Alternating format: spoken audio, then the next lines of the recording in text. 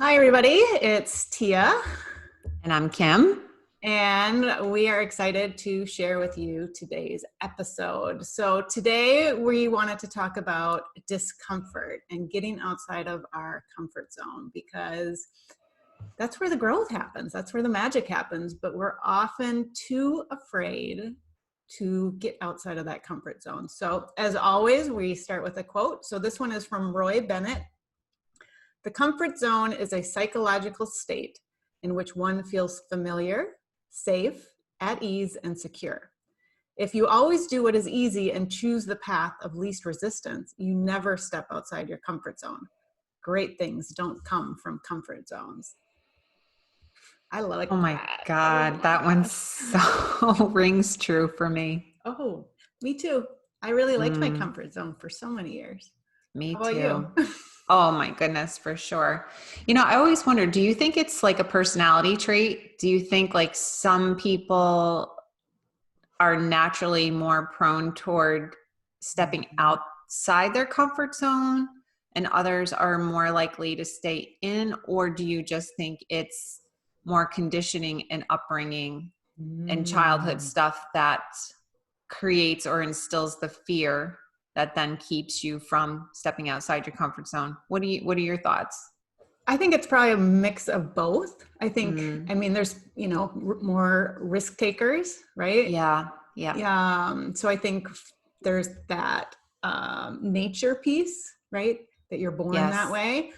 But I also think that can be conditioned out of you, or we Mm, may have some willingness to take risks and then it's completely taken away. I mean, and I think it's also depends on what it is too, right? They may be super willing to take a risk and get outside that comfort zone in regards to, like the rock climbers, right? The yes, free rock climbers.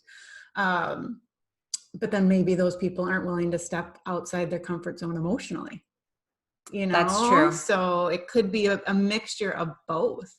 Mm, So I was not born a risk taker that I know of. At least I I don't was think not I was. either. I was not. It doesn't feel like, I think back to my childhood. Um, and I was not an outside the box type of kid. I mean, I like to go explore in Yes. nature and stuff around where I grew up. But outside of that, I don't remember being a risk taker. That's not inherently who I am.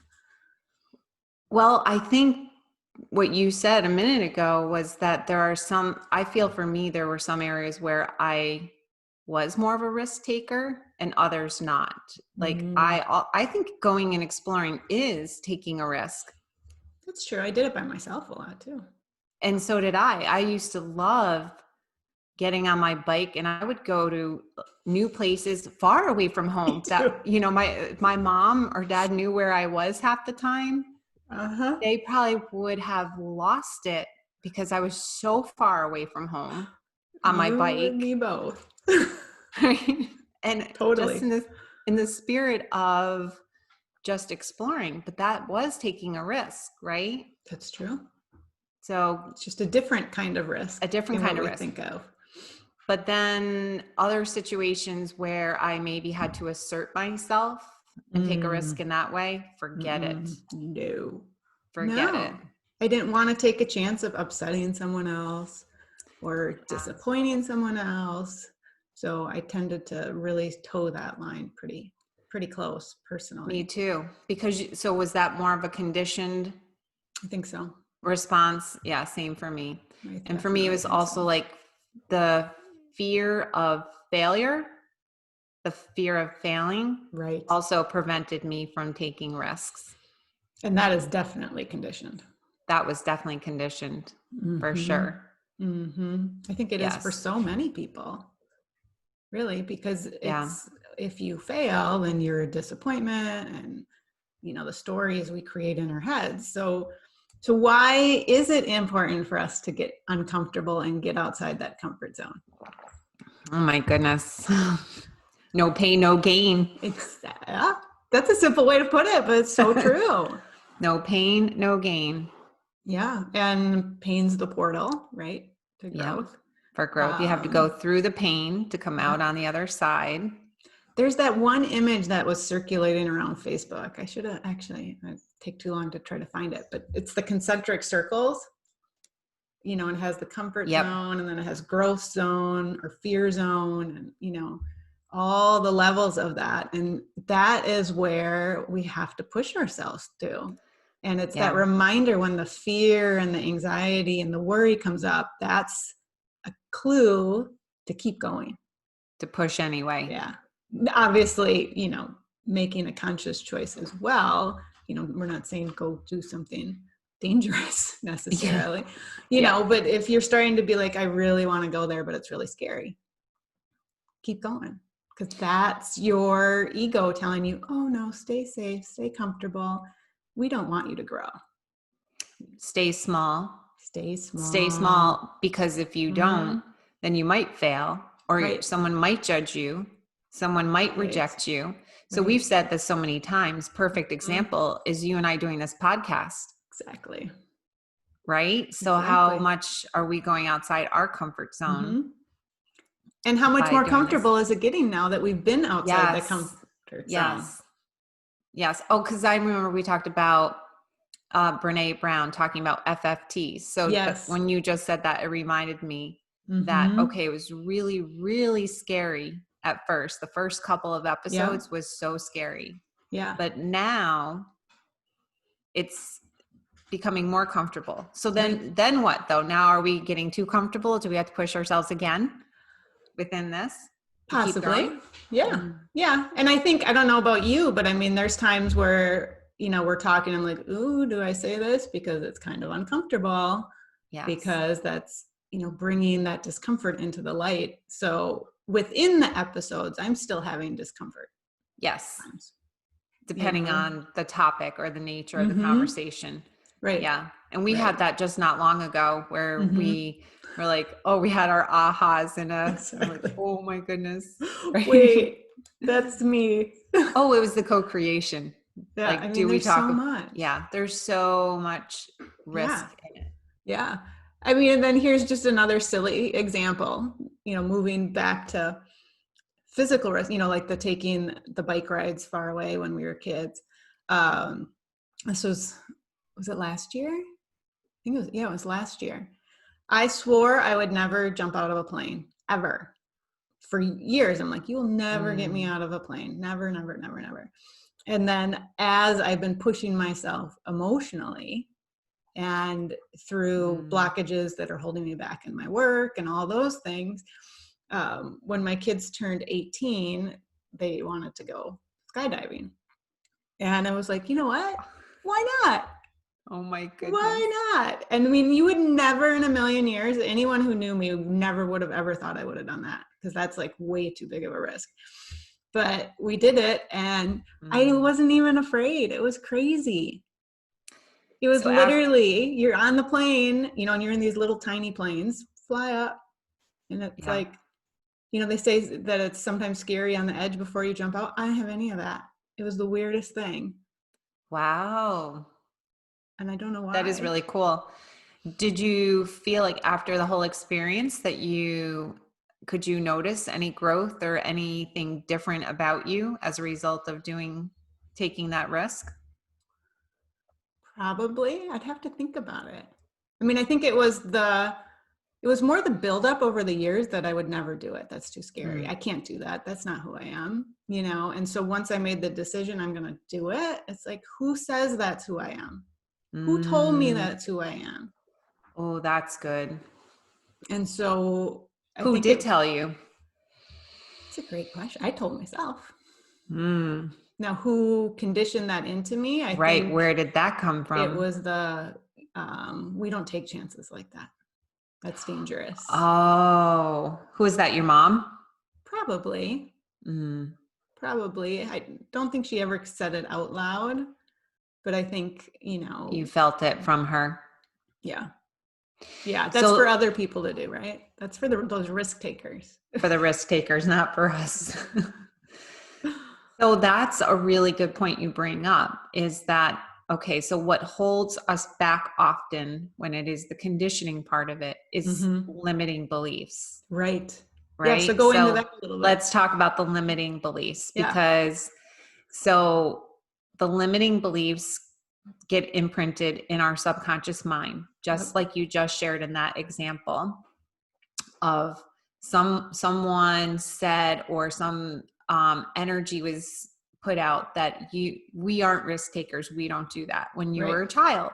So that gets imprinted, and then now that limiting belief is stored in your subconscious mind, and it gets played out throughout the rest of your adult life. Exactly. So where the change is going to take place is when we can go into the subconscious mind, and we can change and rewire those thought patterns, those belief systems, because it's our belief systems that are holding us back. Right. Right. And we don't even Right. know they're there.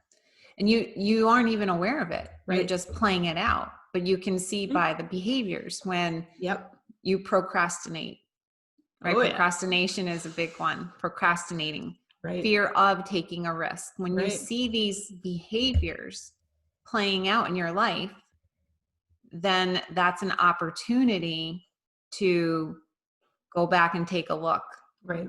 at what are the limiting beliefs. And again, Mhm. like you said, we're not even aware. So sometimes it often does take the assistance of someone helping you, which is what I do in my line of work, is work with the subconscious mind, and we Right. reprogram, we rewire, and Mm-hmm. we upgrade Oh, I love your that upgrade. upgrade, That's right? great. Just, I always use with clients the analogy of our computer software, our Yeah. phones. Like I have a 7 right now, and Mhm. even my computer is so slow, Mine too. right? So slow. I know I need Mhm. an upgrade. The software is outdated. There's Right. another word that I use, outdated. So our Yeah. belief systems are outdated. And then it's just a matter of going into the subconscious mind and recognizing where they came from, because understanding where they came from is power. When Mm-hmm. you have that understanding, when you have that awareness, then you have the opportunity to rewire and upgrade. And that's Yes. neuroplasticity, right? And I Exactly. love learning about neuroplasticity, which Right. is just creating new Right. neural pathways of Right. more positive belief systems that are going to help you in your life, not take you down, Yes. Yeah. Not not hold you sabotage, back. not Yeah. hold you back, not sabotage you. So if Right. there's another one, so if you're noticing that you procrastinate, Yeah. self-sabotage, It's huge. right, is a huge one. Right. Fear of taking a risk, fear of pushing yourself outside your comfort Right. zone. Those are all like some red flags that, Right. oops, I might have a belief system here that is Yep. holding me back Right. from living my best life, from Right. growing, from having abundance, from being my true self. All the things that we talked about at the very beginning of this podcast, Right. which are the benefits of taking off these masks and doing the inner work, the freedom, the growth, the peace, the abundance, on and on and on. Yeah. And I think it's important to remember those limiting beliefs and all of those things, they keep us comfortable, but that Yes. doesn't mean we're content. I know. Because I think Yes. people hear comfort zone and it's like, oh, I'm happy and everything is okay. That doesn't necessarily mean what your No. comfort zone actually looks like. No. For And most people, you're yearning for something different. What's my purpose in life? Or, oh, I right. wish I could be more patient. I wish I could be more willing to speak my voice. That comfort zone, oftentimes it's like a cage. It keeps us stuck Yes. in there, repeating those same patterns because of those same limiting beliefs, that self-sabotage, because it's Yeah. scary to speak your voice. It's scary to push through and do that thing that you've been sabotaging all along, and you don't even realize you're self-sabotaging, right? Well, Sometimes, until you until you until you know. until you know, or until you come to me, right, Right. and say, I want to lose 40 pounds. I Yep. can't stop eating ice cream. I Right. can't stop eating cookies. I want to Yeah. quit smoking. I don't want to, I'm drinking, 3 glasses of wine every night. I'm spending money needlessly. I feel Right. depressed. I feel anxious. Like if those things are happening, those Yes. are also indicators that, like you just said, if you're in that comfort zone, there's a pain that's Mm-hmm. underneath that. Like you said, it's not Yes. right. It's not about Yes. feeling comfort is not about feeling good or Mm-mm. like you just mentioned. So there's a It's pain familiar. underneath. It's familiar, That's a right? comfort zone. It's familiar. Yes. And so we are wired. We're wired for what is familiar. Right. Because if you think back to the cave days, the tribe days, what happened if you left the tribe? Mm-hmm. Right? If you Right. left the tribe and you went out on your own, there's a pretty good chance that you might not make it back alive. Right. So you had to stay with the tribe. You had to stay with what was familiar. You had Mm-hmm. to eat what was familiar because you didn't Right. know if a particular plant was poisonous. So you Exactly. ate what was familiar. And if you Right. take a look at young children, right? Like Right. little kids, what do they want? They want the same blanket, the same food. That's Comfort. comfort. That's too lumpy. I'm not eating that. I remember my Right. son when he was little. Oh my God. He used to love watching The Lion King.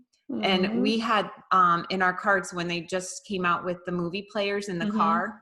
So Yep. anytime I would go anywhere with him, You had to all we have it did was on. play Lion King over and over and over again. And then my daughter was the same way. She used to watch Spirit or this Barbie, Mm-hmm. and they just wanted the same movie over and That over. comfort. It's comfort, it's familiar, or they Mm-hmm. attach to one stuffed animal, one blanket or blankie Right. because it is familiar, it's safe, but Yes. it doesn't mean, again, that it's helping us to grow. Mm-hmm. And it's safe. Like I love that you brought Yes, that up because we didn't talk about that. It feels safe yes, because we know if we respond this way, that other person's often going to respond back this way. We know what to expect, and that's why yes, oftentimes, like our kids, right? They're our greatest teachers because they throw us outside the comfort zone at times because yes. they don't respond the way we think they're going to respond I half the know time, right? they never do. Right. Just when I think I've got it figured out, they go do something else. Exactly. And so if we're willing to step in and let them help push us outside that comfort zone. I mean, some people Yeah. don't. They just push back and do their old stuff. And then what does that do? That creates the conditioning in your kids. Mm, If you don't step outside the comfort zone, right? yeah. So that's how that cycle can continue and continue and continue from generation to generation. And so Yes. I think that's another thing that's important to think about the comfort zone is what are you putting onto if you have kids or your friend? What kind of thoughts and beliefs are you passing down? Because we do that subconsciously. Yes. It's not intentional most of the time. Yes, it does. It gets handed down. Do you have any examples of anything from your coaching or even you personally? That's a great question. Um, I mean, I think perfectionism has been Mm, passed, that fear of failure, yeah. don't rock the boat too much, stay in line.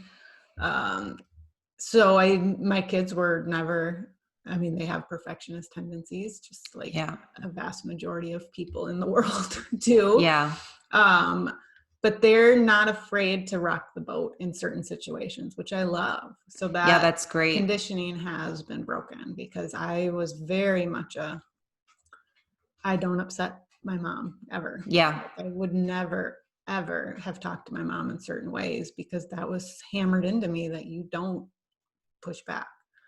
Even though in teenage years there was pushback, but it was never to the same, it was more pushback and then shut down and then I'd shut down, versus my daughters. I love that they use their voice and stand up for themselves and tell me when I'm completely like pushing the boundary I shouldn't be pushing, that it's not okay. Or um, so that's what kind of comes up for me. So it's pushed me outside my comfort zone to Right. recognize, oh, you know what, they're right. Totally And look right. at They're the just calling growth. me out. Yeah. And then I have to grow. you grow as a person and as a parent, but look Exactly. at the growth in the relationship also. Right. Right. So Right. that's another byproduct, like, because you are willing to, one, allow your girls to speak up and speak out. And then, if there is a conflict, you're able to then have a different kind of conversation than you just pushing back and then like your pattern with your mom.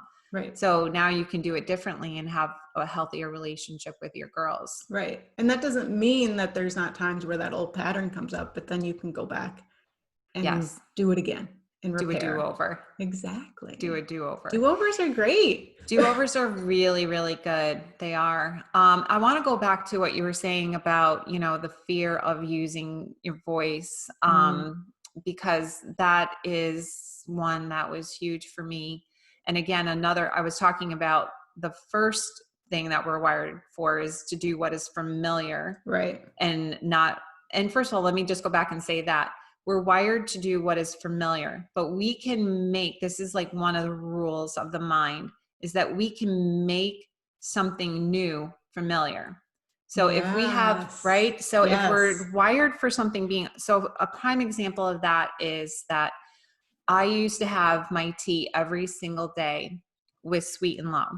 Okay. And I was like, there is no way I'm drinking this tea without sweet and low. No way. It was like so, familiar. And I couldn't have it without the sweet and low. It was very, very familiar. It was a very ingrained habit and pattern. And then, but sweet and low is not healthy. There's saccharin and it's just not good for you. So I was like, okay. So I eventually started to use a different one called Xyla Sweet, which is a healthier sugar substitute. It's a healthy one. So I started with just gradually putting a little bit of the Xyla Sweet in it, less of over time, I made that familiar. Now, if I go back and have tea with the sweet and low, it has such an aftertaste. Like, it's been so long since I've had the sweet and low that I don't even like it. And now having the Xyla Sweet is now familiar. So we can make healthier habits become familiar, and the unhealthy belief systems and patterns more unfamiliar. And that's where you have to just train the mind. Right. And that's where we have to lean into that discomfort. So you can do it. Yes. And I love, that's such a great example too, because it doesn't mean you have to turn the light switch. No. And I mean, sometimes it's helpful to jump in on the deep end. Yes. But that doesn't always work, because a lot of times when you jump off the deep end, then you get so scared it doesn't work. You try it. Yes. Well, that didn't work. I'm not going to try it again. Versus taking smaller steps and having compassion for yourself. I'm trying something new. Yes. I'm doing it differently. So using that sweetener example, you can do that with, I'm going to speak my truth. Okay. I'm going to practice with, someone like you first. Yes. I'm going to do it with someone who I know is safe, who's going to listen to me, give me feedback. I'm going to practice. Okay, now I'm going to practice with another person. Oh, I'm going to practice talking about this thing or that thing. And so then you build your confidence, right? So you're outside your comfort zone. So it still is uncomfortable, even with a safe person, but you gain that. It's the neuroplasticity, right? So it's like, very much so. Look at this. I survived. I didn't die. Okay. Exactly. And we can keep going and going and going. So 2 thoughts about that. One is, I like the analogy of learning how to swim, right? How many parents, especially a couple generations or a generation before ours, taught their children how to swim by throwing them in the deep end. Sink or swim. Oh, Sink so or swim. horrible, isn't it? Right? So horrible. Trauma. Exactly. So you can learn how to swim. You can do that. Just be thrown in the deep end. Or, what do? You just start on one step, putting your face, maybe just put your face in and blow a couple bubbles. You remember teaching your kids, and then go down another. So gradually, like you said, creating a safer environment for taking those risks. Right. So I like that you pointed that out, and I just always link everything to a swimming analogy. So that's really good. So there was that. What was I forgot what my other thought was. I don't know, it'll probably come back to me. But the other reason that another thing that we're wired for is fear of rejection. Right.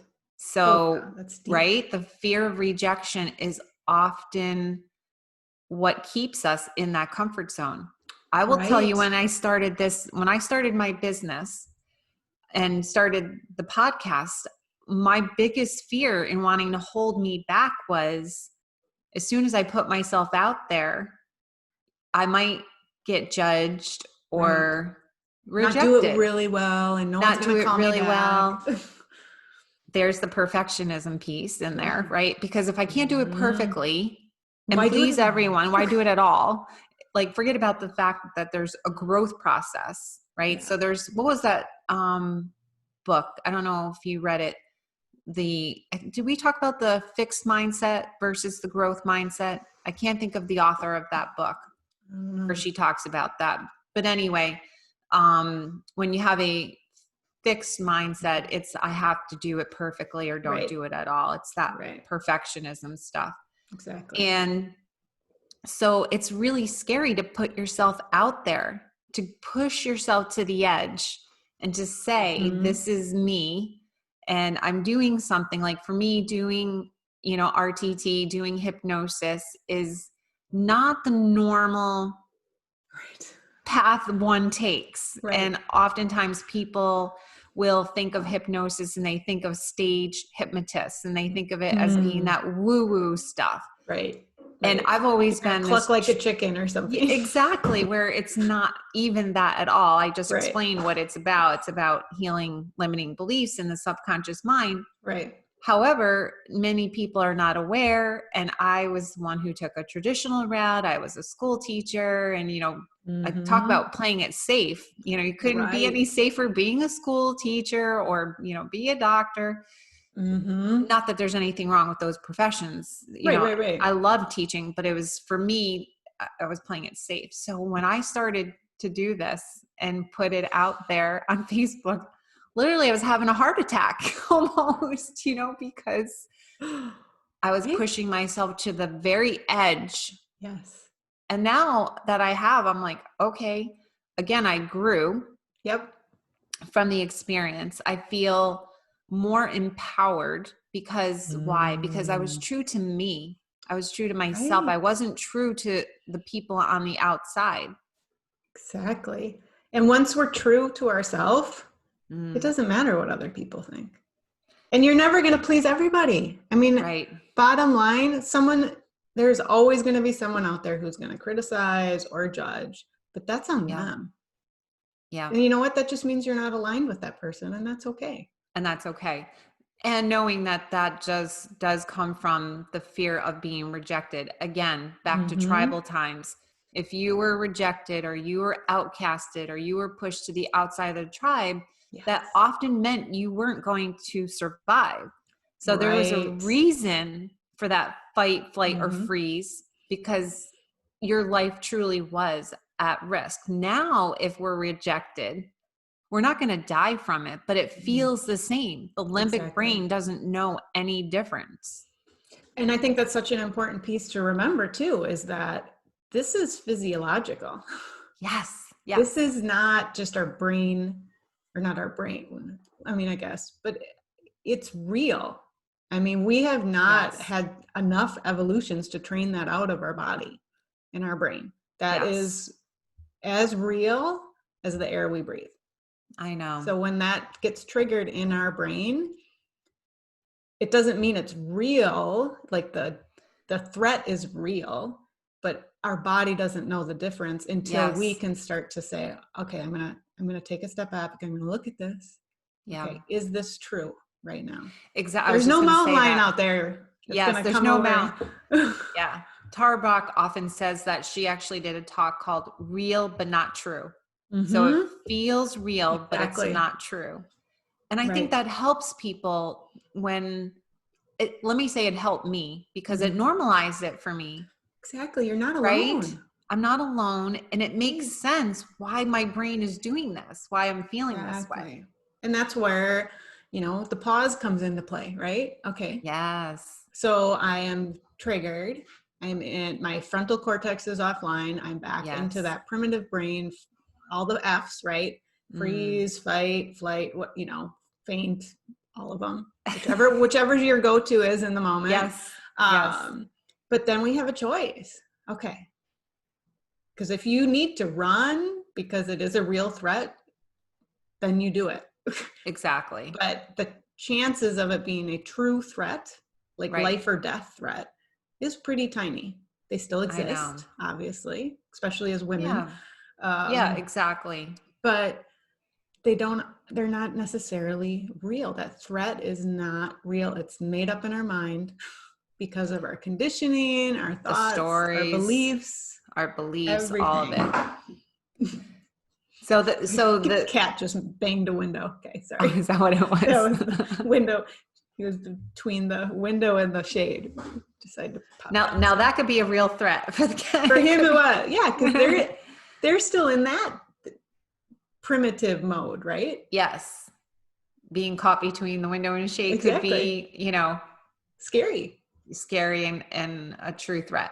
Exactly. So that's a really good point though that you made about, it's the stories, it's the beliefs, it's the thoughts, and we can talk a lot more about this in another episode, and actually maybe we'll do it in the next one, because that's where you can change. You have the power. That's where the power is to change that. Maybe I'll just say that for right now, and I won't go into depth about that. Let's do that in the next one. Let's pivot.